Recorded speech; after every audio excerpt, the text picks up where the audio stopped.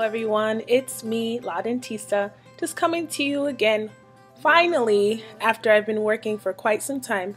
I know the last time we spoke, I talked to you all about getting ready to start my first job as a dentist.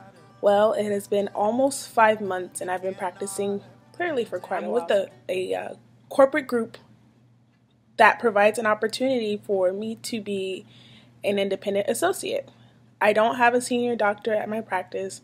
There's no one there with me all day, every day, mentoring me, guiding me, no one to bail me out if anything goes wrong. It's just me and the hygienist and the 3 assistants and the front desk staff. So basically every responsibility as it comes to patient care, filling out paperwork, yada, yada, yada, it all boils down to me.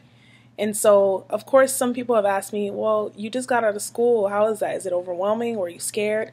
And to be quite honest, it was definitely a scary transition from starting school, graduating, and then going straight to work, well, after a 6-month break.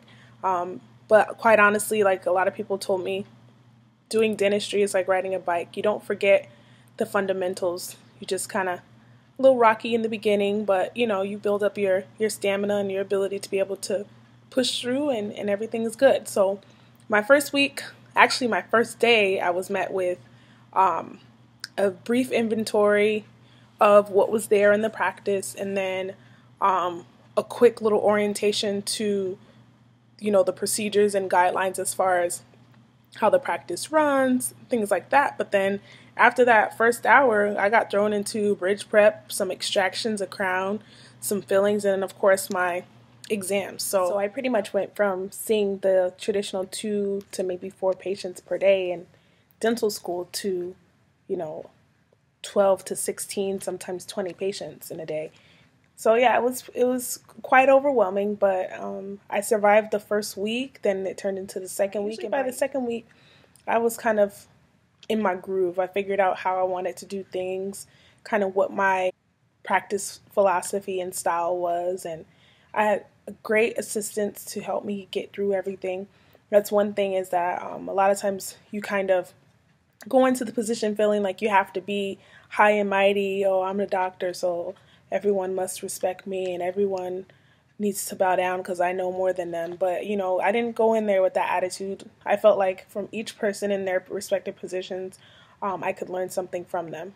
Whether it was the front desk, who could teach me information about, scheduling and how they use a strategy to make sure that the schedule is full with certain types of procedures, a diverse schedule for the day. So I'm not, doing all crowns one day and then the next day I don't have anything, or, things like that. Or insurance-based information, what we absolutely do not learn really well in dental school.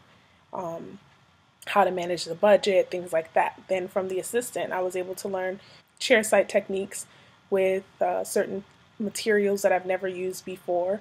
It was awesome. It turned out to be not so scary, and I was able to basically pull myself up by my own bootstraps and just do the job, do what I have been trained to do. And every obstacle that I've encountered from then on has been pretty easy to navigate my way through.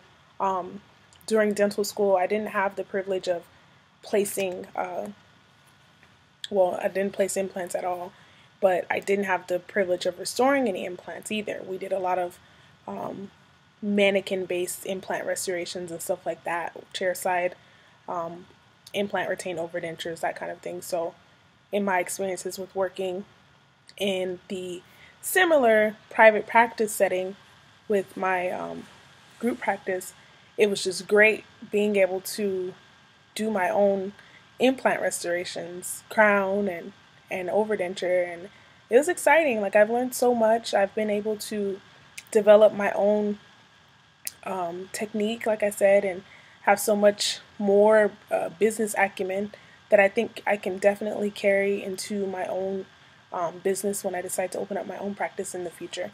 So everything's been going pretty well. One thing that I would definitely say is that the learning curve from third year to fourth year of dental school is huge, but the learning curve from fourth year to being out in the real world is tremendous. It's like you're like this in dental school, but then when you graduate, you're like a straight wall. I yeah, every day I learn something, whether it be good or bad. I try to take something positive from it, and a lot of it is patient management. Doing dental procedures are not so difficult once you learn the basics, and when you're in dental school, which is what dental school is designed for, you basically just have to take those basic skills to overcome any other treatment that you may foresee doing in the future. So even if it's just like you've never done, I'll just use implant restoration. Never done implant restoration, but you know the steps involved. You've done it on a mannequin, but you haven't done it in a human. Like, you just could even use the lab as a resource. I've called labs and said, hey, I'm a new grad. I'm in a practice by myself. I just want to know from you, what do you need from me to be able to do this procedure? And they'll run through it step by step. No one judges you. They know that everyone has to be there. You got to start somewhere. And they've been such a great resource for me. And I just can honestly say that things have been going very well. My speed has just skyrocketed. And when I first started, they were scheduling crowns to be like, 2-hour visits at first because I was struggling with the assistant. We didn't have our groove together.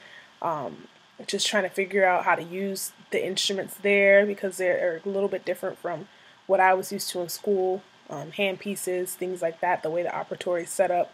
Just trying to figure it out. But by the second, third week, I dropped that down to an hour and a half.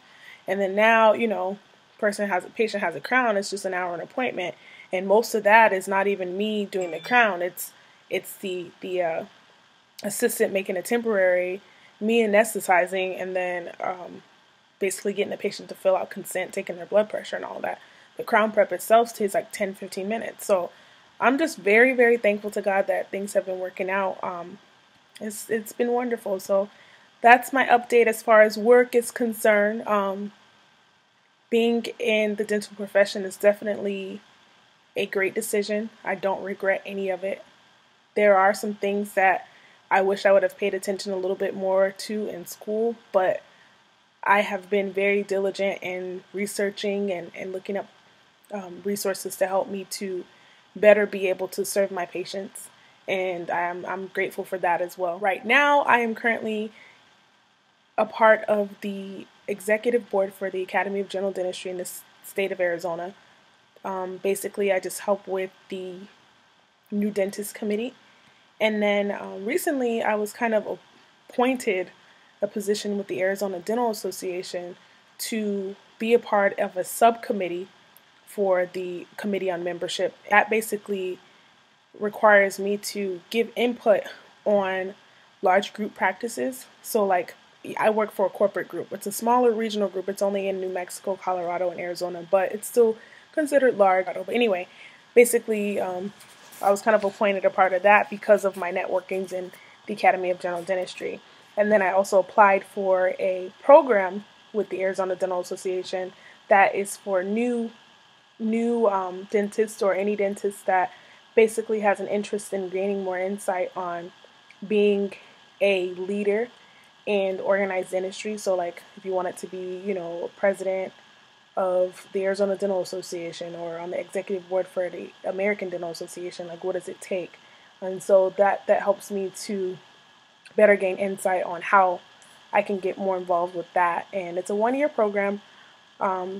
They give a stipend for participation. You have certain things like lobby day at the state capitol. We're part of the House of Delegates.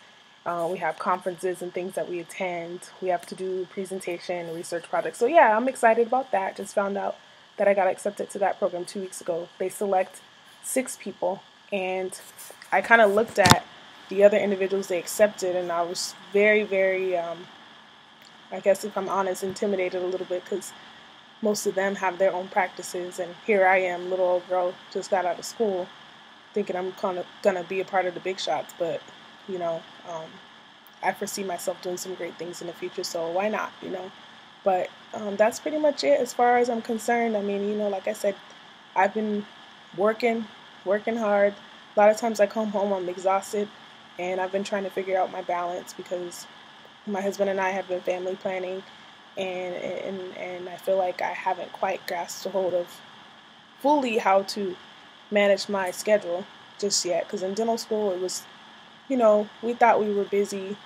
We were very busy, but our lives was focused solely on school. Whereas now that I'm in my career, I'm a professional now. This is my real life, so I can't live life like, oh, I'm gonna graduate one day. No, I'm already there, and I have to figure out a routine. So just working on that. This month of March is the first real month that I'm able to really settle and try to figure things out. In the month of February, I got an opportunity to go back to the state of Illinois where I was educated for dental school and meet up with some of my colleagues, and that was awesome. Midwinter meeting is the annual meeting held by the Chicago Dental Society where you can take continual education courses and do some fellowship activities with new dentists and networking, and that was a great experience. I've always gone as a student, and so I finally got a chance to go as a dentist and got a lot of freebies.